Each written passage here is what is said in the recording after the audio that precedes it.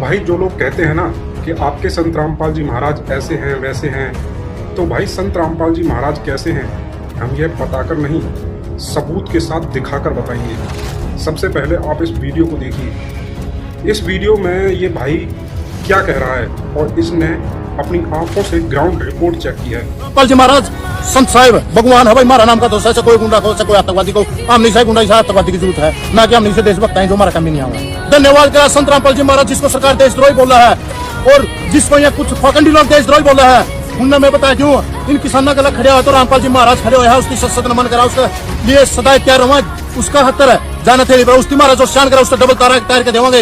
यह किसान कदे कर्ज नहीं भूलेंगे उस संत का, उसके गला में ऐसा खड़े रहूंगे। नाम ले रखा ना भाई नाम नहीं ले रखा, नाम नहीं ले रखा। थोड़े दिन पहले गाली दिया करता आया हूँ, रामपाल का घोर विरोधी था भाई, विरोधी को शान कर रखा। जिन किसान ना खेतों में पानी चढ़ रहा था सब्जी होने की उम्मीद नहीं थी, इब उनका सब्जी होगी आगे वो रामपाल की वजह तो होगी। जिनके मकान पड़ गए छत सरपत बिकी थी गरीब परिवार खातर है, उनका सरपत छत लुआने का काम महाराज ने कराया, मेरा पर्सनल बेस नहीं करा, मेरा समाज का कराया। तो उसका शान कुकर भूल जाए। यह काम मंदिर भी कर सके, मंदिर पुजारी शोक मेरा गांव में कराया। 5-4 मोटर 20,000 फुट पाइप ज्ञानपुरा में 4 मोटर 20 HP की बड़ी मोटर हुआ है और 20,000 पाइप देना काम करा। बदौड़ डाइट गुराना बदौड़ में 30,000 फुट पाइप देना काम करे और मोटर देने का काम करे 4.5। गुराना में 16,500 फुट पाइप और 5 मोटर और 4 एंड पंप देना काम कराया है। डाइट में 5,000 फुट पाइप और मोटर देना काम कराया रामपाल जी महाराज ने। लितानी में कराया है और बहुत से गांव मकान का तो जिक्र है, कितने मकान बनवाए दिए, कम से कम 200-400 मकान बना दिए। एक मकान पर लगभग 7 से 8 लाख खर्चा हुआ। मकान बनाए दो के बनावे नो को नहीं, एक कमरा बना दिया, 2 कमरे आगे बरंडा ऊपर चुबारा लैट्रिन बाथरूम रसोई और सारी 4 दीवारी। और चुनाव तो नहीं लड़ते महाराज जी ना भाई है। अगर चुनाव राजनीति में हुआ तो हमने दुख भी कुछ को नहीं, जो बिना कुछ बने हमारी मदद करें हमने क्या दुख से हुआ जी। तुरंत तो बढ़िया है। ये चोर है जो राजनीति करें खेतों में को फोटो तुरवा के बीजे है, इनने किसान को दिखा ये कर देंगे अच्छा काम। यहाँ वहाँ पर फिखा हुआ है और इनका पाछा तो दल्ले अंडा है जो कमचे हुआ है, इनका पाछा बला तुम्हारा फिर भी पाछा कुत्ता जो कर लगे हुआ है। यह सरकार के नुमुंदे कुछ नहीं करते हैं, जीसा ले रहे हैं जो काम कर रहे हैं भाई इस टाइम इस एरिया में रामपाल जी महाराज कर रहे हैं। जमा घरों इस बात का भाई हमने शर्मिंदगी भी महसूस हुआ, हमें गाड़ी दिया करते रात हमारे काम आया। नाम लेने की सलाह कर ली बिल्कुल भी नहीं, जो अच्छा करेगा उसका प्रचार कराएंगे, उसका गला खड़े होंगे। इन चोरों का गला खड़े होता अच्छा, जो राजनीति गाड़े हैं तो आप संत गला खड़े हो जाए भाई। ये बुराई इसमें किसने अपराध करता दिखा उसने सुनाई बात कह दी। वहाँ उसकी गुंडा आतंकवादी बताओ, देशद्रोही बताओ, तो किसान आतंकवादी बताना काम कराया करते। वह रामपाल ने बताओ भाई किसान कितने देशद्रोही पत्रकार भाई तो बताया दिया बात कमेंट में बताई दियो भाई। तो भाई दिमाग का ब्लड प्रेशर बढ़ गया ज्यादा तो ये मुंह तक केवरा के निकट जाएगी, इसलिए जय हिंद जय भारत। सत साहिब भी सत साहिब भाई सत साहिब रामपाल जी महाराज संत साहिब भगवान है भाई, हमारा नाम का दोस्त है। कोई गुंडा को कोई आतंकवादी को हमने से गुंडा आतंकवादी की जरूरत है ना कि हमने से देशभक्त हैं जो हमारा काम ही नहीं आवा। भक्त भाई बहनों इस वीडियो को अपनी स्टोरी पर लगाए और ज्यादा से ज्यादा जगत भाई बहनों और विरोधियों तक शेयर करें ताकि उनको भी पता चले संत रामपाल जी महाराज क्या ज्ञान देते हैं और हमको क्या लाभ प्राप्त होते हैं। हमें फॉलो जरूर कीजिए।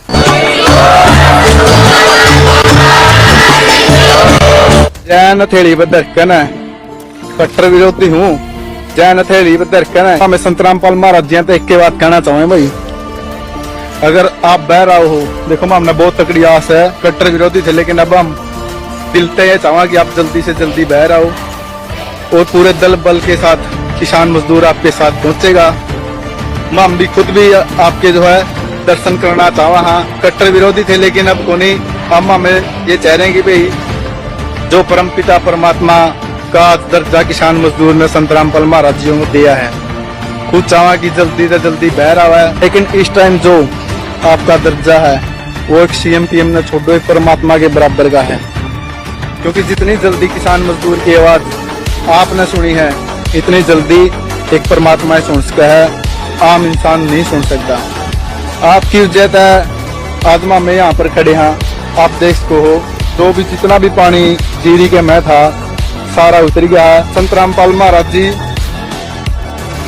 आपके कट्टर विरोधी थे लेकिन अब आपने हमारा इतना दिल जीत लिया। अगर कदे जरूरत पड़ी वैसे तो क्या करा कि भाई परमात्मा का और माता पिता का कर्जा कोई नहीं चुका सकता भाई। कोई भाई नू ना सोचियो कि संत रामपाल महाराज जी का भगत है इसलिए तारीफ कर। देखो भाई ना कोई मेरा स्पेशल काम कराया संत रामपाल महाराज जी ने, भाई कोई मेरा स्पेशल कर रखा हो, लेकिन मेरा नहीं कराया तो मेरे भाईचारा का तो कराया है।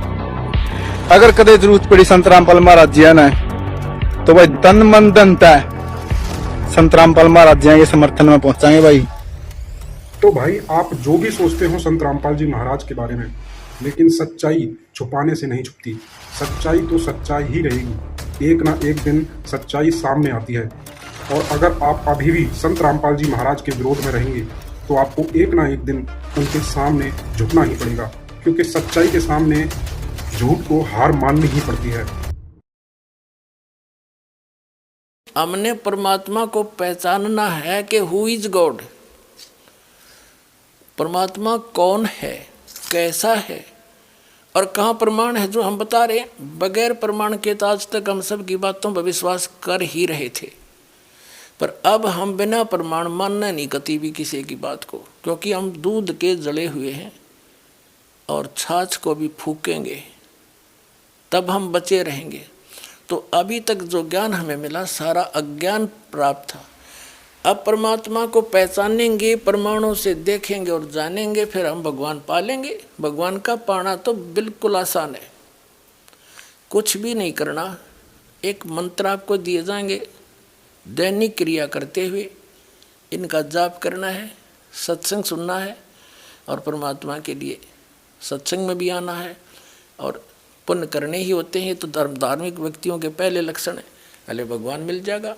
और दान दिए धन घटे नहीं, परमात्मा कहते हैं दान से धन नहीं घटा करता। चिड़ी चोंच भर ले गई, नदी ना घट्यो नीर, और दान दिए धन घटे नहीं, कह रहे साहिब कबीर। यानी परमात्मा अपने आदेश दे रहे हैं कि जो इस शास्त्र अनुकूल साधना के अनुसार दान देगा। गुरु बिन माला फेरते, गुरु बिन देते दाने, गुरु बिन दोनों निष्फल हैं, चाहे पूछो वेद पुराण। यानी कुपात्र को दिया हुआ दान सफल नहीं होता, सुपात्र यानी गुरु के द्वारा दान करे, फिर देखो कैसे ना फलेगा। आदेश परमात्मा का, वो तो करते ही करते हैं। अब आपको दिखाते हैं भगवान कैसा है, कहाँ है। और अभी आपने महर्षि दयानंद के विधान को पढ़ा सत्यार प्रकाश में कि भगवान निराकार है। हर उन्हीं के इन इंजीनियरों के द्वारा किया गया अनुवाद है आर्य समाजियों का। और इसमें परमात्मा स्पष्ट लिखा है कि राजा के समान देखने योग्य है। और जिन महापुरुषों ने परमात्मा को देखा है, आदरणीय गरीबदास साहिब जी ने देखा तो उन्होंने कहा कि अर्श कुर्स पर सफ़ेद गुम्मट है जहाँ परमात्मा का डेरा। फिर कहते हैं सवेत छतर सिर मुकुट विराजय, सिर पर सवेत छतर है मालिक के और मुकुट है। देखत ना उस चेहरे नु, तुम सच साधना नहीं करते, परम संत मिले नहीं, तो तुम उस चेहरे को, उस परमात्मा के उस स्वरूप को नहीं देख पा रहे हो, जिसके सिर पे मुकुट है और ऊपर छत्र है, सिंहासन पर विराजमान है, अर्श कुर्स पर सफ़ेद गुम्मट है, गुम्मट है जहाँ परमेश्वर का डेरा सतलोक में।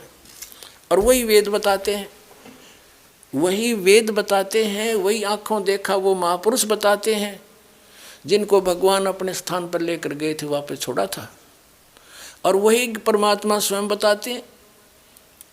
फिर तो आसानी तो समझ में आ जाएगा कैसा है भगवान। अब देखिए वेद, ऋग्वेद 9 और 10 मंडल इकट्ठे ही अनुवादित हैं, इसके ये अनुवाद कर रखा है। ये देखिएगा, प्रकाशक हैं सार्वदेशिक कार्य प्रतिनिधि सभा, महर्षि दयानंद भवन, रामलीला मैदान, नई दिल्ली। अनुवाद करता ये है मुद्रक Prince Offset Printers 1510 Pataudi house Daryaganj नई दिल्ली से। अब इसके ऋग्वेद मंडल नंबर 9 सूक्त नंबर 86 का और मंत्र नंबर 26-27 लेते हैं हम पहले। ऋग्वेद मंडल नंबर 9 सूक्त 86 का मंत्र 26। इसमें क्या किया है कि यज्ञ करने, क्या अनुवाद किया है इन्होंने, खुद अनुवाद कर रखा है समाज के आचार्यों ने।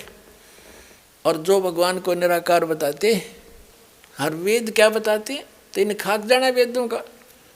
और फिर नो के रामपाल झूठा प्रचार करे मैं ऋषि दयानंद का। वाह भाई वाह, झूठे को झूठा कह दिया, इसमें क्या कुप्रचार हो गया, तो सच्चाई कही है। देखो ये खुद अनुवाद कर रहे हैं कि यज्ञ करने वाले यजमानों के लिए, हम 26वां मंत्र पढ़ रहे हैं। यज्ञ करने वाले, यज्ञ माने धार्मिक अनुष्ठान, साधना करने वाले यजमान माने साधकों यानी भक्तों के लिए परमात्मा सब रास्तों को सुगम करता हुआ उनके विघ्नों को यानी संकटों को मर्दन करता है, नाश करता है, उनको पवित्र करता हुआ और अपने रूप को सरल करता हुआ वह कांति में परमात्मा।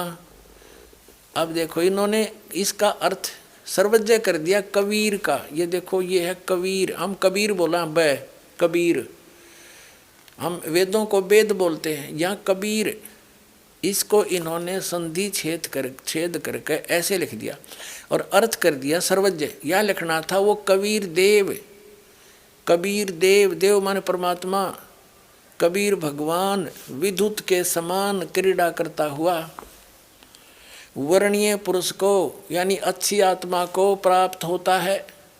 अब ये कंसेप्ट क्लियर कराएंगे, इसको देखेंगे कि कबीर माने कबीर देव होना चाहिए। यहाँ पर कबीर साहब, भगवान की महिमा चल रही है और भगवान की महिमा में कबीर शब्द है, तो कबीर देव ये कवि मान लो, कबीर देव लिख दो, ये कबीर देव, हम कबीर देव कह दे, हमने कबीर, ये कवि मानने हैं। तो यहाँ अगर अनुवाद सही करेंगे इसका तो कबीर देव लिख दो। जैसे यजुर्वेद है, अपने आत्माओं आज हमने कंप्यूटर तो ही बना लिए और ऐसे ऐसे जटिल प्रश्न हल करते हैं हमारे बच्चे, बेटी बेटियां बच्चे। तो ये तो कुछ भी कोई ना आपके लिए समझण में, वो तो एक दो रोटी के लिए माथा पे 16 साल करते हो और यहाँ 2 मिनट में समझा देगा दास आपको, सारी बात समझ में आ जाएगी, भगवान पावांगे, सतलोक चलेंगे। अब सारा पढ़ लिया, 20 साल बालक पढ़ा दिया, 15-16 वर्ष पढ़ा, फिर मृत्यु हो जाए बालक की, बताओ गया पढ़ा। और ये किया हुआ कभी व्यर्थ नहीं हो सकता, जो दास बताने जा रहा है। कहते हैं कबीर कमाई आपनी कदे ना निष्फल जा, और 7 समंदर आडे पड़ो हुआ मिले अगा हुआ। ये जो साधना दास आपको देगा कभी व्यर्थ नहीं हो सकती आपकी, एक सांस भी खाली नहीं जा सकता, इसकी कमाई मिलेगी वहाँ पर। अब देखो यजुर्वेद, ये महर्षि दानंद का ही अनुवाद है, आर्य समाज वालों का। ये यजुर्वेद और प्रकाशक वही सार्वदेशी कार्य प्रतिनिधि सभा 2/5 महर्षि दानंद भवन, रामलीला मैदान, नई दिल्ली से। महर्षि दानंद सरस्वती द्वारा इसका अनुवाद है। Prince Offset Printers 1510 Pataudi house Daryaganj, नई दिल्ली से ही प्रकाशित छपा है। इसके 36वें अध्याय को आपको दिखाते हैं। प्रथम मंत्र में ये है यजुर्वेद और 60-300 अध्याय 36वां अध्याय है। इसके प्रथम मंत्र में यजु शब्द है। ऋचम वाचम परपदे मनो यजु परपदे श्याम प्राणम परपदे चक्षु श्रोत्रम परपदे, ये यजु शब्द लेना हमने। इसका अर्थ क्या किया महर्षि दानंद ने, यहाँ देखना, ये किया है यजु का अर्थ यजुर्वेद किया, बिल्कुल सही लिखा। यदि इस यजु शब्द का कोई अर्थ तो बनता है, यजु माने साधना, परमात्मा से मिलाने वाले मंत्र, इसका कुछ अन्य अर्थ कर देते तो ये कैसे पता लगता कि महिमा यजुर्वेद की है, उस बुक की है। यहाँ यजुर्वेद लिखना अनिवार्य था, जबकि ये केवल यजु है, ये यजुर्वेद लिख दिया, बिल्कुल सही किया, ये सही अनुवाद है। और इसका अर्थ कर दे, जैसे यहाँ कबीर देव, कवि होता तो लिखना चाहिए था कबीर देव, अगर उसका अर्थ कर दें तो कैसे पता चलेगा वो परमात्मा कौन है जो ये लीला करता है, उसका नाम क्या है। तो ये कबीर देव लिख देते, कबीर देव, हम उसने कबीर पढ़ रहे हैं, कबीर वह को वह बोलते हैं हम, इसलिए अब भ्रंश करके उसको कबीर साहब कहने लगे। देव माने साहब को, राम को, गौड अल्लाह को, खुदा को। तो अब हम फिर आते हैं ऋग्वेद मंडल नंबर 9 सूक्त नंबर 86 के मंत्र 26 पर। अब हम यजुर्वेद रख दिया, ऋग्वेद उठा लिया, और ये भी इन्हीं आर्य समाज के आचार्यों द्वारा, आर्य समाजियों द्वारा अनुवाद है। ये देखिएगा, ऋग्वेद मंडल नंबर 26 मंडल नंबर 9 सूक्त 86 का, ऋग्वेद मंडल नंबर 9 सूक्त 86 का मंत्र 26 क्या लिखा है कि यज्ञ करने वाले यजमानों के लिए परमात्मा यानी साधना, धार्मिक अनुष्ठान, यज्ञ माने धार्मिक अनुष्ठान करने वाले यजमान माने भक्तों के लिए परमात्मा सब रास्तों को सुगम करता, उसके रास्ते खोल देता है, उनके विघ्नों को यानी उनके संकटों को मर्दन करता है, नाश करता है, और उनको पवित्र करता हुआ और अपने रूप को सरल करता हुआ वह कांति में परमात्मा कबीर देव, या लिखना चाहिए था कबीर देव, कबीर देव विद्युत के समान क्रीड़ा करता हुआ वर्णीय पुरुष को प्राप्त होता है, अच्छी आत्मा को मिलता है। फिर देखना ऋग्वेद मंडल नंबर 9 सूक्त 86 का मंत्र 26 पढ़ दिया 27 में, जो परमात्मा धूलोक के तीसरे पृष्ठ पर विराजमान है।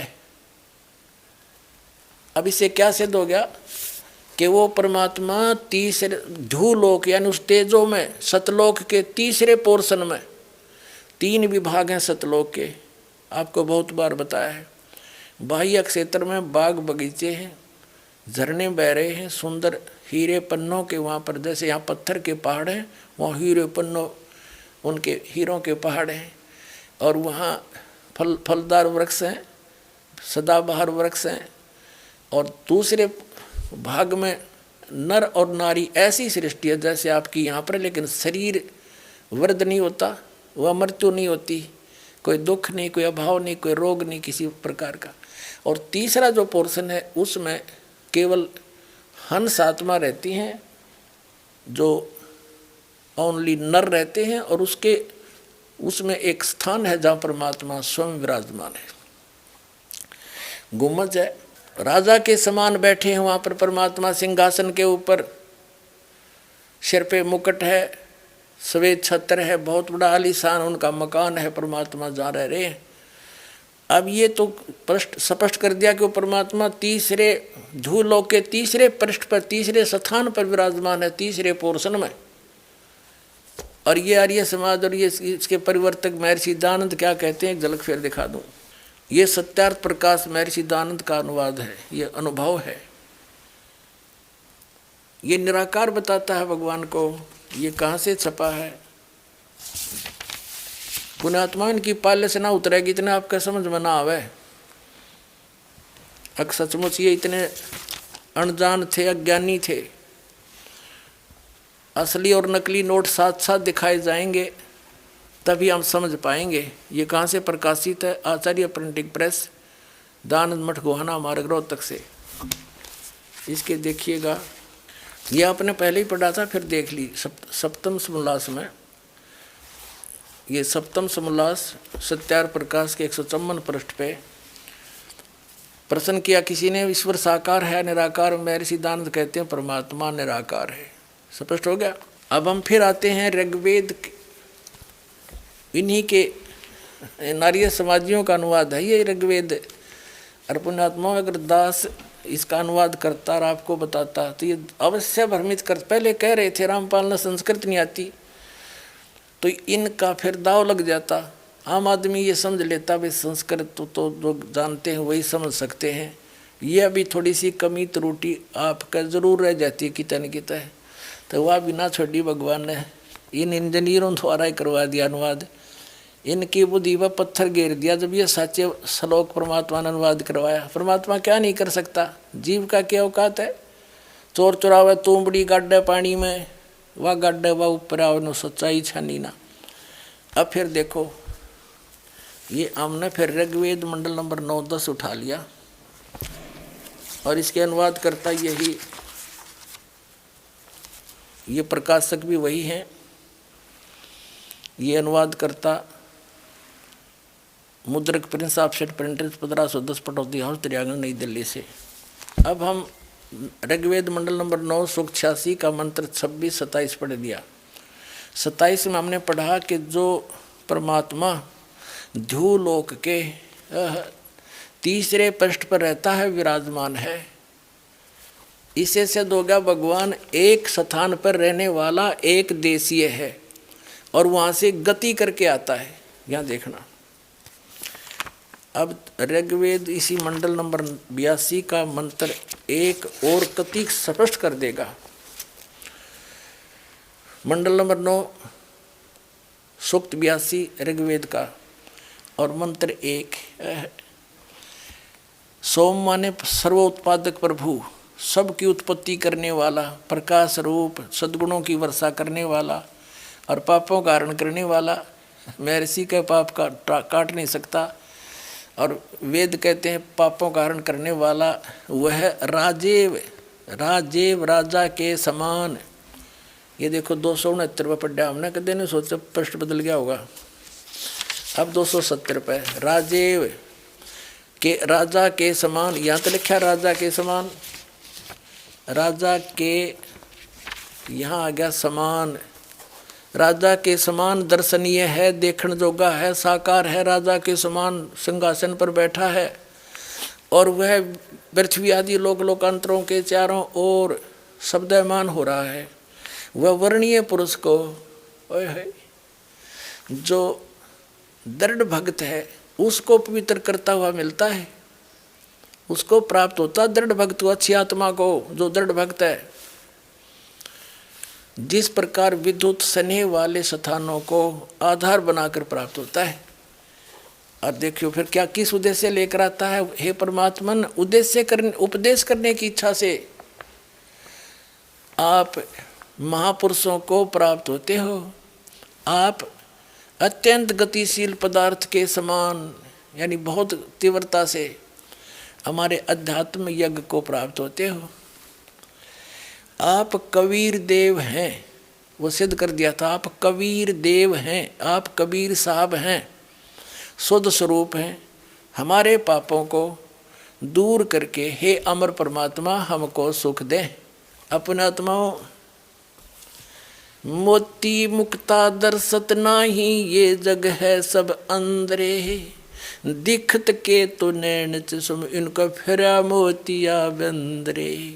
ये कहाँ थे महर्षि विद्वान और गच्छामी संस्कृत ने घोटे बैठे थे, इन्हें का पता नहीं।